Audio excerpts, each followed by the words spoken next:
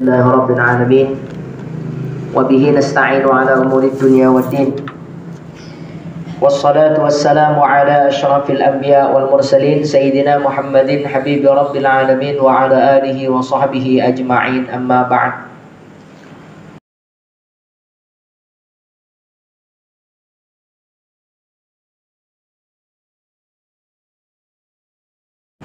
Para jemaah rahimakumullah, alhamdulillah malam ini Allah masih memberikan kita kesempatan dan kesehatan dalam keadaan iman dan Islam, sehingga dapat berkumpul, dapat bersua dalam rutinitas mingguan kita ngaji, nambah ilmu, mudah-mudahan jadi ilmu barokah, ilmu manfaat yang mengantarkan kita ke semua kepada surganya Allah dan menjadi ilmu yang menjauhkan kita semua daripada api nerakanya Allah Subhanahu wa taala. Amin ya rabbal alamin.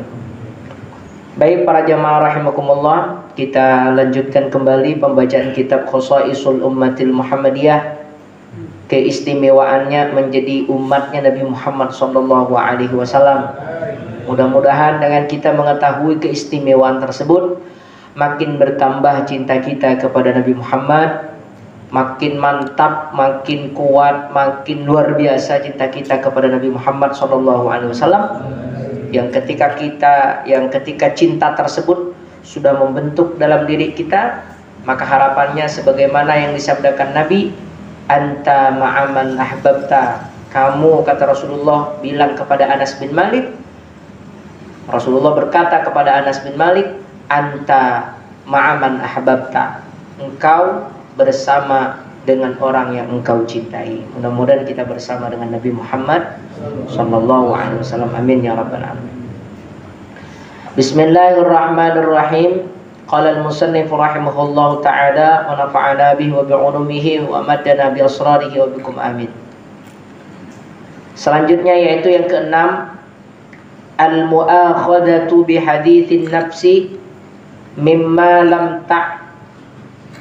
lam ta'malhul jawarih, wa dhalika anna Allah ta'ala ma ba'atha min nabiyyin wa la arsala min rasulin anzala alaihi alkitab illa akhbarahu Allah sayuhasibu ibadahu ala ma fa'aluhu wa ma akhfawhu fi sudurihim.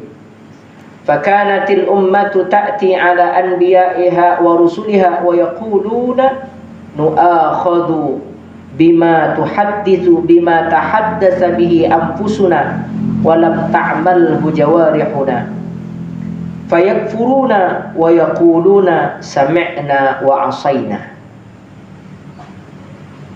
Walamma qala al-mu'minuna min hadhihi al-ummah sami'na wa ata'na wa aslamna wa amanna billahi wa malaikatihi wa kutubihi wa rusulihi Tama'annahumullahu ta'ala bi'annahu tajawaza anhum li hadithin nafsi illa ma amilatil jawarih laha ma kasabat wa 'alaiha maktasabat. Para jamaah rahimakumullah, dalam keterangan ini beliau As-Sayyid Al-Muhaddis As-Sayyid Muhammad Alawi Al-Maliki, beliau menyebutkan bahwasanya umat terdahulu itu, umatnya Nabiullah Musa, umat-umat terdahulu itu terlintas dalam hatinya ingin melakukan keburukan, itu sudah dianggap dosa. Jadi misalnya terlintas gitu tanpa dia rencanakan, lalu kemudian ada rencana mau, misalnya ada rencana mau mencuri, ada rencana mau merampok, sehingga misalnya di sebuah toko minum kopi, minum teh di sebuah kafe, lalu kemudian melihat ada seseorang yang ketinggalan HP-nya, terlintas dalam hatinya ingin mengambilnya, ingin mencurinya. Kalau dulu di zaman Nabi Musa hatinya terlintas untuk melakukan kemaksiatan, itu langsung dosa, Pak. Langsung dosa itu, meskipun dia tidak mencurinya, tapi hatinya pengen, terlintas, itu dosa. Begitu juga hal-hal yang lain yang tersebut itu terlintas dalam hatinya, haditsun nafsi, terlintas dalam hatinya. Itu kata beliau dicatat oleh Allah Subhanahu wa taala sebagai dosa. Tapi tidak dengan umat Nabi Muhammad sallallahu alaihi wasallam. Umat Nabi Muhammad itu kalau cuman rencana, kalau cuman terlintas dalam hati tapi tidak dilakukan, pengen mencuri tapi tidak mencuri, pengen merampok tapi tidak merampok, pengen menipu tapi tidak menipu, keinginannya, rencananya tidak diwujudkan, tidak dinyatakan, tidak dikerjakan, maka tidak dianggap dosa. Maka dalam Al-Quran itu, kullun amana billahi wa malaikatihi wa kutubihi wa rusulih la nufarriqu baina ahadin min rusulih wa qalu sami'na wa ata'na ghufranaka rabbana wa ilaikal masir. Jadi ciri-ciri umat Nabi Muhammad itu sami'na wa ata'na. Apa sami'na wa ata'na? Saya dengar wahai Nabi, wa ata'na, dan saya taat wahai Nabi.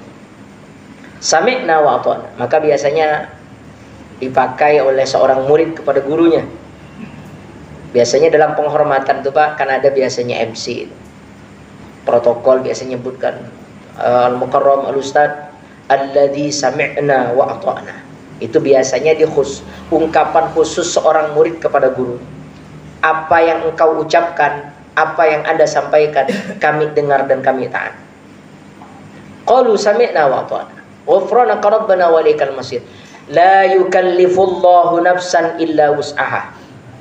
Itu perbedaan antara umat Nabi Muhammad dan umat terdahulu. Allah tidak memaksa seorang hamba kecuali memang sesuai dengan kemampuannya. Kewajiban yang telah Allah berikan kepada kita umat Nabi Muhammad itu sudah sesuai dengan kemampuan kita. Ujian yang Allah berikan, cobaan yang Allah berikan kepada kita itu sudah sesuai takarannya dengan kemampuan kita. Karena Allah telah berjanji tak akan memberikan sesuatu beban kepada kita umat Nabi Muhammad kecuali memang kita mampu. Kalau di luar kemampuan kita tak mungkin, Pak. Karena Allah tak pernah mengingkari janjinya. Sehingga kita menjaga agar hati kita ini tidak terlintas pikiran jelek, itu kan tak bisa, Pak. Begini, setiap manusia yang terlahir itu juga Allah bukan hanya menitipkan sifat baik dalam dirinya, keinginan berbuat baik, tapi juga dalam diri manusia itu Allah titipkan namanya keinginan berbuat jelek. Apa keinginan itu? Namanya nafsu, Pak. Nafsu ini ada dua. Ada nafsul ammarah secara garis besar. Ada nafsul mutmainnah. Nafsu ammarah itu keinginan kita untuk berbuat hal-hal yang buruk, itu namanya ammarah. Sedangkan nafsu mutmainnah adalah keinginan yang muncul dalam diri kita untuk berbuat baik. Pengen sekali malam ini pergi ke pengajian, nafsul mutmainnah. Kalau terlintas dalam diri kita ingin melakukan sebuah keburukan, nafsul ammarah. Itu dua-duanya, Pak, sama-sama oleh Allah itu dititipkan kepada semua manusia. Tak terkecuali para nabi, para utusan. Tak terkecuali para ulama. Tak terkecuali kita semua ini. Dua nafsu ini punya. Maka oleh karena itu, kenapa Allah memberikan dua nafsu ini kepada kita? Kenapa mesti ada nafsu keinginan untuk jelek, berbuat jelek itu diberikan kepada manusia, Ustaz? Karena Allah Ta'ala itu menciptakan kehidupan dan kematian ini untuk menguji kita semua, siapa di antara mereka, di antara kita ini yang paling bagus amalnya. Yang banyak mengikuti nafsu ammarah, ya berarti golongan orang-orang yang tidak beruntung, orang yang celaka. Tapi orang-orang yang sering mengikuti keinginan baiknya berarti termasuk orang-orang yang beruntung. Tinggal kita mengendalikannya. Nah, nafsu ammarah, keinginan berbuat jelek ini, Pak, keinginan berbuat jelek ini, itu kalau tidak kita lakukan, pengen mencuri, tapi tidak jadi mencuri, itu tidak berusaha kalau umat Nabi Muhammad. Justru pahala, Pak. Ada orang ingin melakukan keburukan, kemaksiatan, lalu dia gagal, lalu dia tak jadi, menggagalkan, tak jadi dia melakukan keburukan itu, maka maka Allah Subhanahu wa Ta'ala memberikan kepada dia itu, Pak, satu kebaikan. Satu kebaikan itu 10 pahala. Jadi ada orang berniat buruk lalu tak jadi melakukan keburukannya, itu umat Nabi Muhammad diberi 1 pahala, 1 kebaikan. Kalau umat Nabi Musa niat saja, Pak, niat nih, oh malam ini saya nak mencuri bahasa, itu udah dosa, Pak. Seandainya dia menggagalkan, jangankan dapat pahala, udah dicatat dosa dia. Kalau umat Nabi Muhammad berniat buruk, kalau belum dilakukan, belum dicatat. Itu hebatnya kita sebagai umat Nabi Muhammad SAW, diringankan oleh Allah. Nah, manusia itu menghilangkan keinginan buruknya itu tak bisa, Pak. Karena itu memang keniscayaan, memang udah dari lahir. Setiap manusia pengen. Ada negatifnya, sisi negatifnya ada. Keinginan untuk berbuat buruk itu ada. Cuma itu memang tidak bisa kita hilangkan, tapi bisa dikendalikan. Nah, nafsu ammarah itu, nafsu yang keinginan yang mengajak untuk berbuat buruk, itu tidak bisa dihilangkan, tapi bisa dikendalikan. Ketika bisa mengendalikan, itulah ladang pahalanya, Pak. Ladang pahalanya di situ. Jadi mengendalikan hawa nafsu. Maka kata Sayyidina Umar, kamu jangan meminta agar Allah mencabut nafsumu, tapi kamu mintalah kepada Allah agar Allah memberikan kamu bisa mengendalikan hawa nafsu. Bagaimana caranya mengendalikan hawa nafsu? Banyak. Di antaranya bisawm, puasa, Pak. Orang puasa itu mengendalikan hawa nafsu. Karena hawa nafsu itu sebenarnya itu dimulai dari makan. Sampai disebutkan oleh Nabi Muhammad SAW, barang siapa yang makan banyak, maka minumnya pasti banyak. Kalau minumnya banyak, maka lemak badannya pasti banyak. Kalau lemak badannya banyak, maka syahwatnya pasti banyak, keinginannya. Maka biasanya para ulama-ulama dahulu itu sedikit makan, itu hanya secukupnya, seperlunya. Maka teori dalam ilmu Nabi Muhammad, pengobatan Nabi Muhammad SAW, itu tidak makan kecuali lapar dan berhenti sebelum kenyang. Itu teori Nabi. Jadi kalau Nabi itu makan, kalau tak ada lapar, tak ada makan, Nabi Muhammad itu. Dan kalau makan sebelum kenyang, itu udah berhenti beliau. Kalau kita kan sebaliknya, Pak. Makan itu bukan ketika lapar, tapi ketika ada. Kalau makanan ada, mau lapar, mau tidak lapar, apalagi sesuai dengan selera kita, lanjut itu. Dan tidak berhenti kecuali udah habis, bukan udah kenyang. Udah habis. Meskipun perut kenyang, di depan kita masih ada, lanjut masih. Maka dalam kesalahan terkadang dalam kita makan itu, kalau makan itu kata ulama, yang dimakan terlebih dahulu itu makanan yang ada di depan kita, itu menu yang paling nikmat. Di depan kita bermacam-macam menu makanan. Mana dulu yang nak dimakan? Yang paling enak, Pak. Ini terkadang yang paling enak taruh dudi. Belum, kata dia, penghujung penghabisan, kata dia. Karena ditaruh dudi, akhirnya dia banyak makan. Karena yang tak enak pun habis dimakan juga. Maka teori. Tapi kalau yang enak udah habis, selesai yang enak udah selesai. Itu ilmu makannya Nabi Muhammad SAW. Maka mengendalikan nafsu. Kedua, cara mengendalikan nafsu itu adalah bin nikah, menikah. Tapi bukan menikah di sini hanya menikah, maknanya bil jima'i, dengan bersetubuh.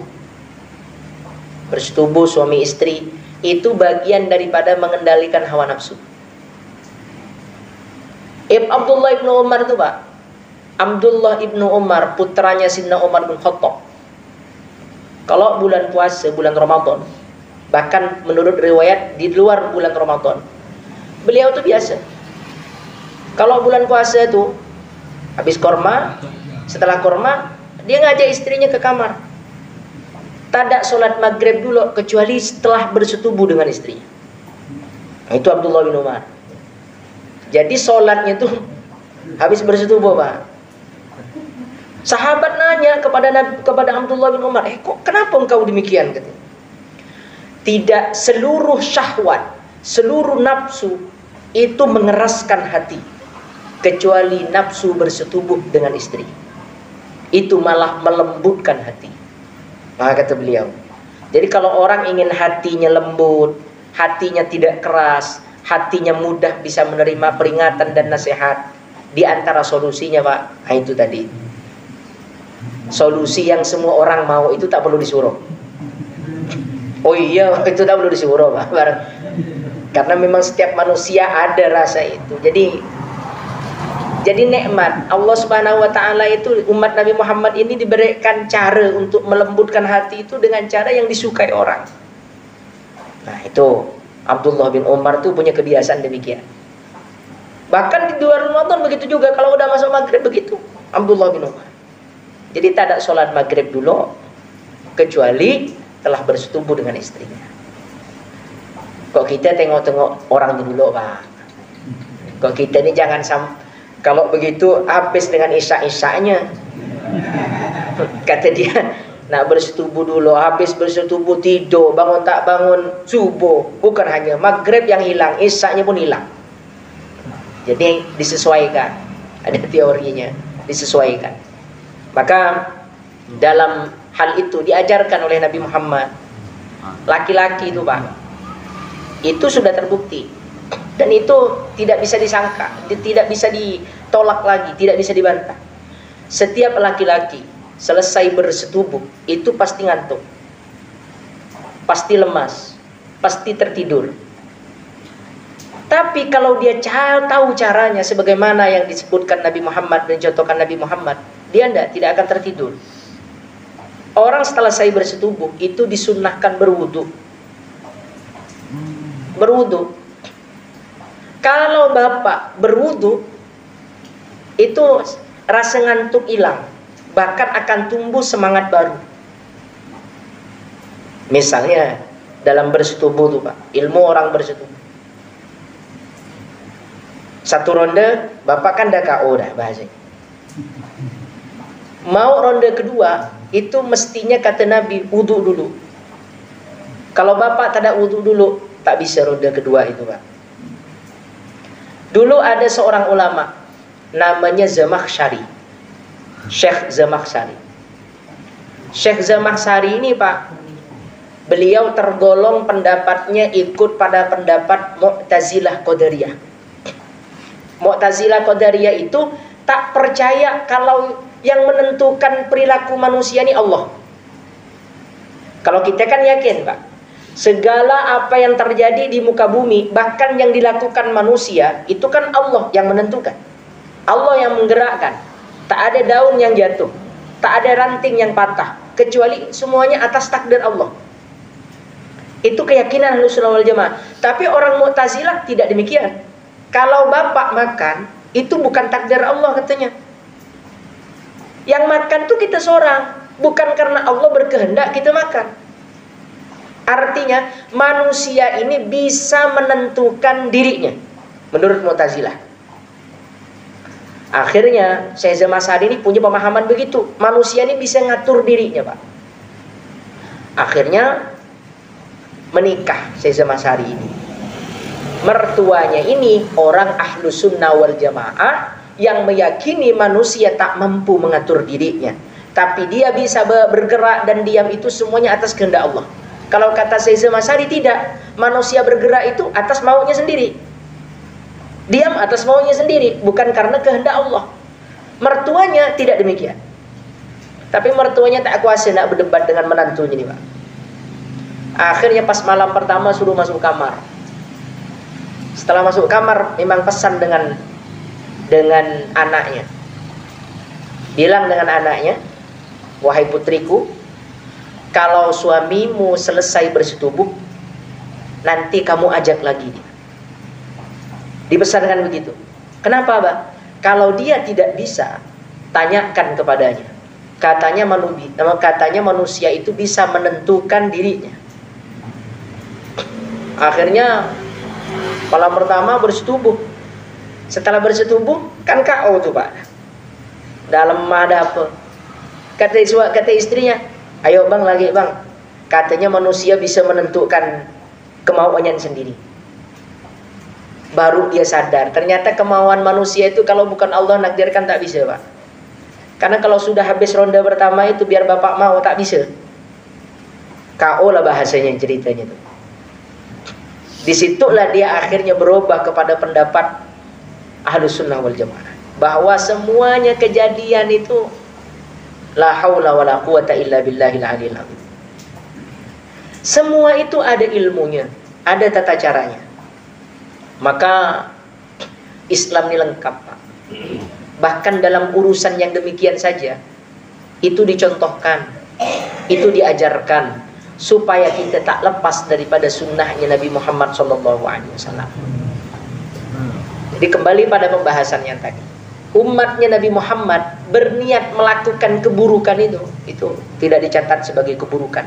Tapi umatnya Nabi Musa berniat melakukan keburukan, dicatat sebagai keburukan.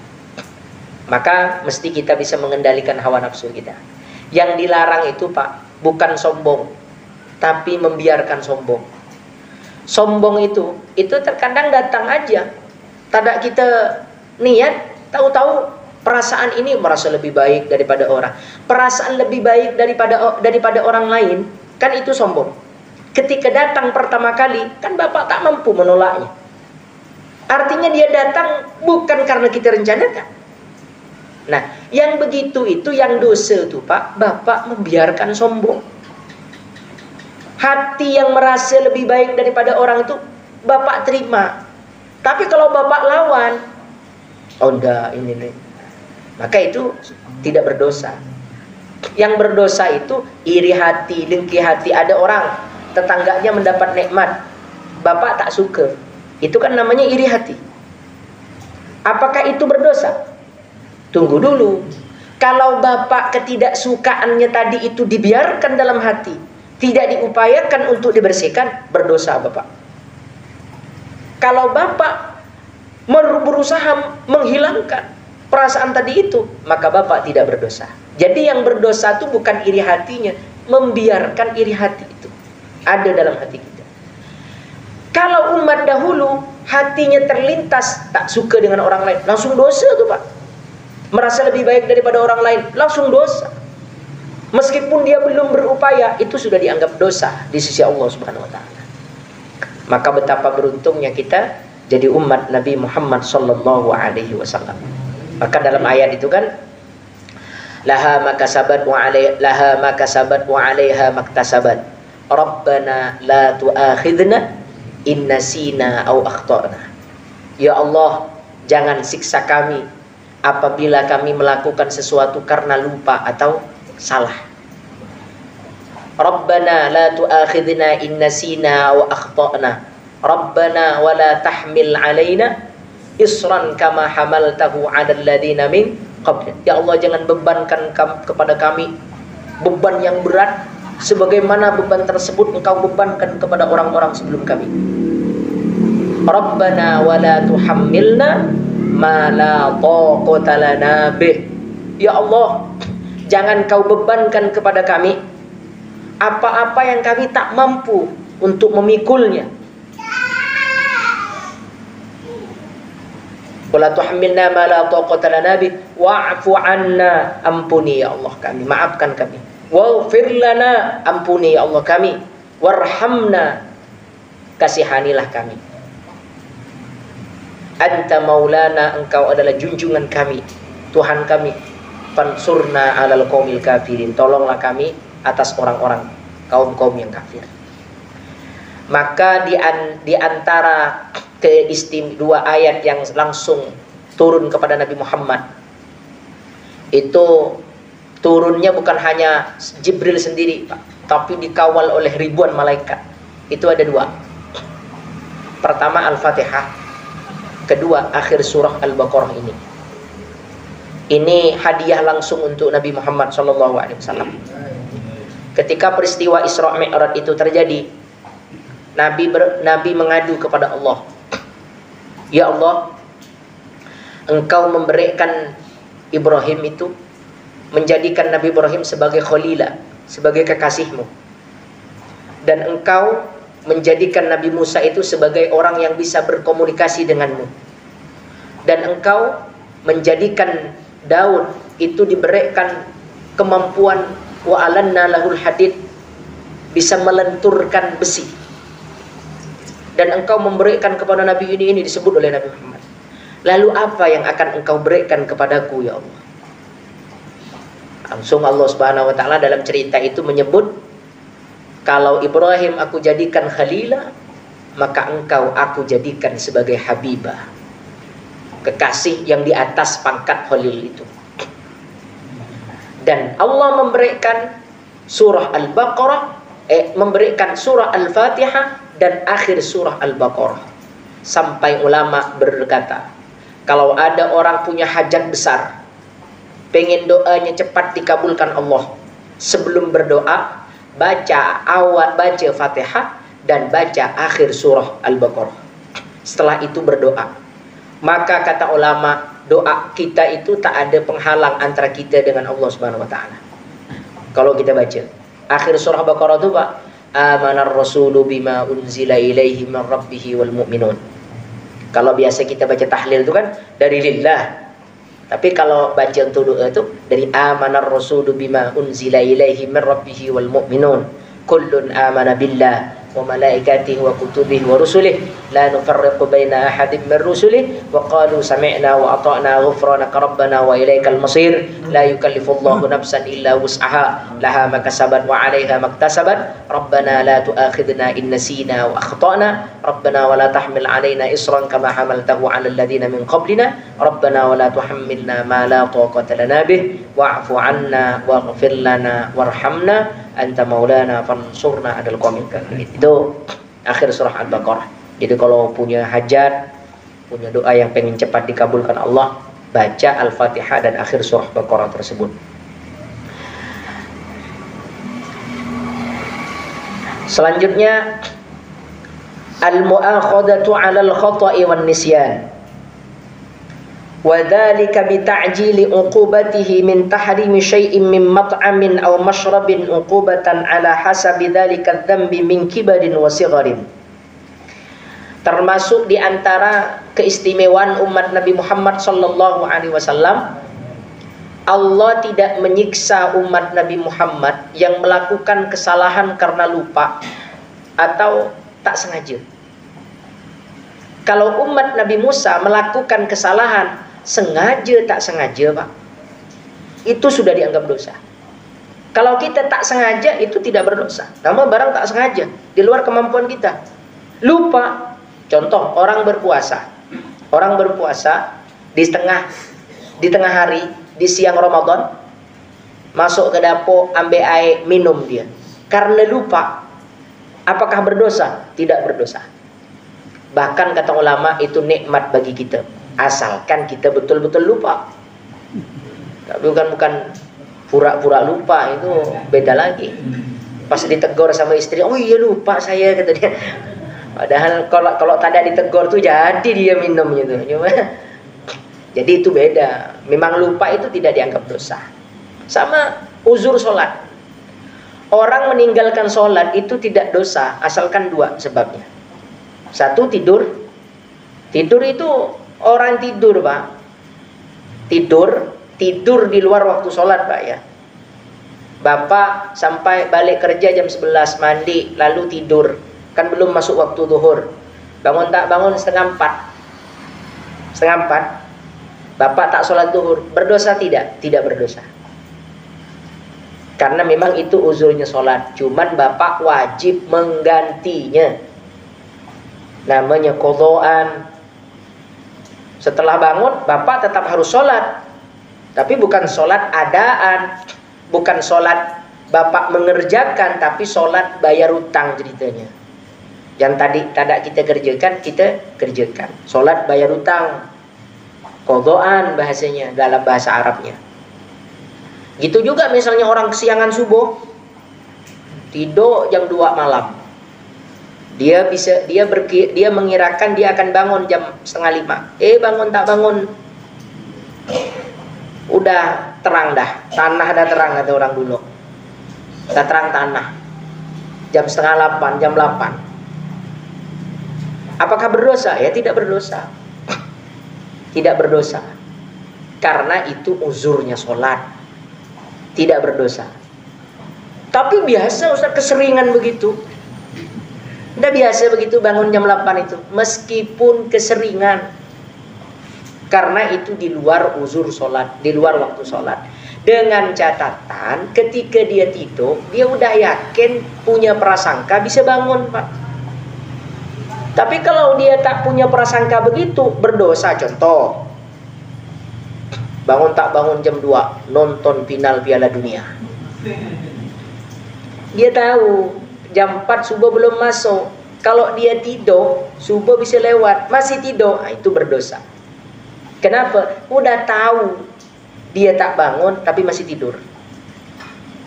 Kalau kita misalnya tidur jam 12, itu biasanya subuh tak bangun, maka tidurnya diawalkan.